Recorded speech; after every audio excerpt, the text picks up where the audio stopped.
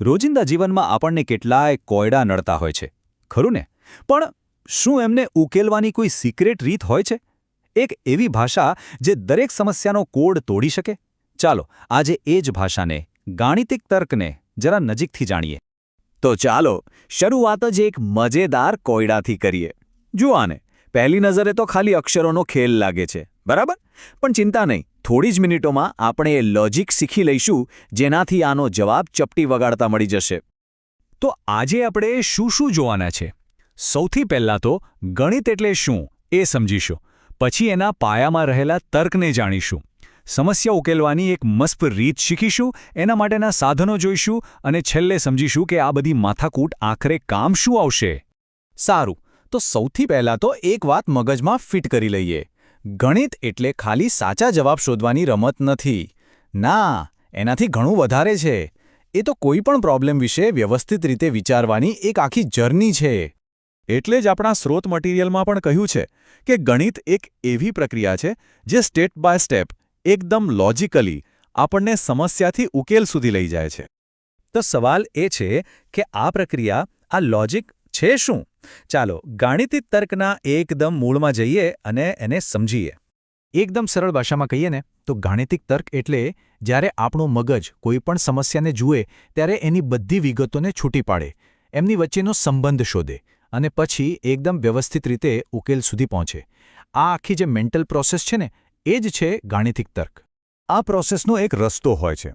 સૌથી પહેલાં આવે સમસ્યા, પછી આપણે એના પર વિચારીએ, આપણા જૂના અનુભવો યાદ કરીએ, એના આધારે એક સારો એવો અંદાજ લગાવીએ અને છેલ્લે એક પાક્કા લોજિકલ નિર્ણય પર પહોંચીએ છીએ. અને હા, આ તર્કનો એક સુપર પાવર છે, પેટર્ન્સ શોધવી. એટલે કે જ્યારે આપણે અલગ અલગ વસ્તુઓમાં એક સરખી વાત નોટિસ કરીએ અને એના પરથી એક જનરલ નિયમ બનાવી દઈએ, એને કહેવાય સામાન્યીકરણ.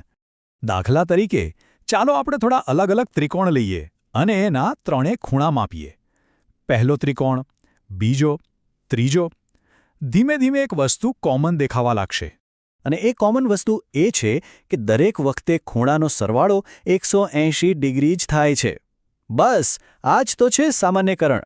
થોડા ઉદાહરણો પરથી એક એવો નિયમ શોધવો જે બધા માટે સાચો હોય. ચાલો હવે આ બધા તર્કને પ્રેક્ટિકલ રીતે કેવી રીતે વાપરવો એ જોઈએ. એના માટે એકદમ સિમ્પલ પણ બહુ જ અસરકારક 5 સ્ટેપનું ફ્રેમવર્ક છે. અને આ 5 સ્ટેપ્સ છે ને, એ એકદમ પાવરફુલ ફોર્મ્યુલા છે. સૌથી પહેલાં પ્રોબ્લેમ શું છે એ બરાબર સમજી લો. પછી એમાં શું આપ્યું છે એનું એનાલિસિસ કરો. હવે નક્કી કરો કે કઈ રીતે આગળ વધવું. ચોથું સ્ટેપ, એકચ્યુઅલમાં એને સોલ્વ કરો. અને હા, સૌથી અગત્યનું, જવાબ ચેક કરવાનો ભૂલતા નહીં. ચાલો ને આ 5 સ્ટેપને એક જાણીતા દાખલા પર લગાવીને જોઈએ. તો જુઓ, આપણે પહેલાં 3 પગલાં પૂરા કરી લીધા. સમસ્યા સમજાઈ ગઈ, શું શોધવાનું છે એનું વિશ્લેષણ પણ થઈ ગયું અને આપણે સમીકરણ બનાવવાની રીત પણ નક્કી કરી લીધી. અને હવે આવે છે સૌથી મજાનો ભાગ, સોલ્યુશન. આપણું સમીકરણ કહે છે x = 30, મતલબ કે રમેશનું વજન 30 કિલો. હવે 5મું સ્ટેપ, ચકાસણી. જો રમેશ 30 કિલોનો હોય તો મહેશ 60 કિલોનો અને ટોટલ 90 કિલો. પરફેક્ટ. બસ હવે આપણે તૈયાર છીએ. આ જ તર્ક અને આ જ 5 પગલાંનું ફ્રેમવર્ક લઈને ચાલો પાછા ફરીએ પેલા પહેલા કોયડા પર. તો આનો કોડ ક્યાંથી તોડવો? જરા વિચારો. 2 રકમની 2 સંખ્યાઓ છે, એમનો સરવાળો વધારેમાં વધારે કેટલો થાય? 198. પણ આપણો જવાબ તો છે BBB, એટલે કે એક સરખા 3 આંકડા. આનો મતલબ શું થયો? સીધો હિસાબ છે કે B તો એક જ હોઈ શકે. બસ મળી ગયો પહેલો ક્લુ. હવે વચ્ચેની લાઇન પર ફોકસ કરો.